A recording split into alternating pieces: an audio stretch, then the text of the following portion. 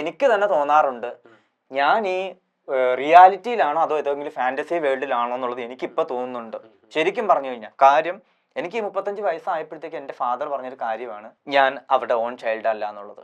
ഇത് ഞാനായിട്ട് പറഞ്ഞ കാര്യമല്ല. പറയാനുള്ള റീസൺ എന്തായിരിക്കും? റീസൺ സാമുമായിട്ടുള്ള ഇഷ്യൂ നടന്നിട്ട് ഞാൻ ഇതിനിടയ്ക്ക് കളിച്ച ഒരാളുണ്ട്, വേറൊരു വ്യക്തി ഇടയ്ക്ക് കയറി വന്നതാണ് ഞങ്ങൾ തമ്മിൽ സെപ്പറേറ്റ് ആവാനുള്ള കാരണം.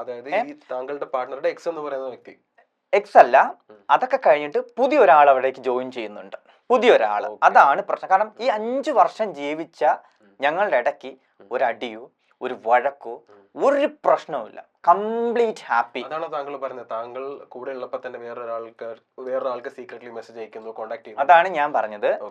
ഞങ്ങൾ ഇങ്ങനെ ഹാപ്പി ആയിട്ടിരിക്കുന്ന സമയത്ത് ഈ കഴിഞ്ഞ ഓണത്തിന് ഈ പറഞ്ഞ എന്റെ കാലിന് ഒരു സർജറി കഴിഞ്ഞിട്ട് വീട്ടിൽ വന്ന് ഞാൻ ഇങ്ങനെ കിടക്കുമ്പോഴത്തേക്കാണ് എന്റെ പാർട്ട്ണർ വന്ന് ചെയർ ഇട്ടിട്ട് അടുത്തിരുന്നിട്ട് എന്നോട് പറയണത്, എനിക്ക് നിന്നോടൊരു കാര്യം പറയാനുണ്ട്.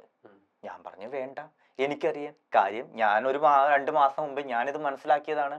അപ്പോഴും ഞാൻ ചിന്തിച്ചൊരു കാര്യമുണ്ട്, സ്നേഹമാണ് പ്രേമമാണ് അതൊക്കെ നമുക്ക് പിടിച്ചു വെക്കാനൊന്നും പറ്റത്തൊന്നുമില്ല. എപ്പോൾ ആർക്ക് ആരോട് തോന്നുന്നൊന്നും പറയാൻ പറ്റത്തില്ല. ഇഷ്ടമുള്ളവരുടെ കൂടെ ജീവിച്ചോട്ടെ, അതൊന്നും ഒരു പ്രശ്നമില്ല. പക്ഷെ ഓപ്പോസിറ്റ് നിൽക്കുന്ന ആളുടെ മനസ്സും കൂടെ ഒന്ന് മനസ്സിലാക്കണം. എനിക്ക് ഇയാളെ പിടിച്ചു വെക്കണമെന്ന് ആഗ്രഹമൊന്നുമില്ല. ഞാൻ പറഞ്ഞ ഒരൊറ്റ കാര്യമേ ഉള്ളൂ, നിനക്ക് അവനെ ഇഷ്ടമാണെങ്കിൽ നിങ്ങൾ ജീവിച്ചോ, എനിക്ക് കുഴപ്പമൊന്നുമില്ല.